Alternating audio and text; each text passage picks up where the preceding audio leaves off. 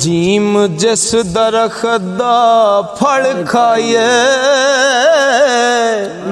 ਉਹ ਸੁੱਕ ਜਾਵੇ ਉਹਨੂੰ ਵੱਢੀਏ ਨਾ।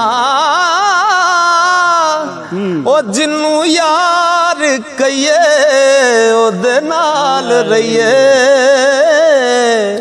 ਜਗ ਦੇ ਤਾਨੇ ਪਿਛਾਂ ਹਟੀਏ ਨਾ।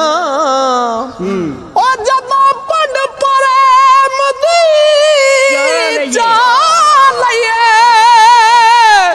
ਲੱਗੇ ਪਾਰ ਪਾਵੇਂ ਉਹਨੂੰ ਸੱਟੀਏ ਨਾ। ਮੁਹੰਮਦ ਬੂਟਿਆ ਮਿਲੇ ਜੇ ਯਾਰ ਸੂਲੀ ਹੋ ਝੂਟਾ ਝੂਟ ਲਈਏ ਪਿਛਾਂ ਹਟੀਏ।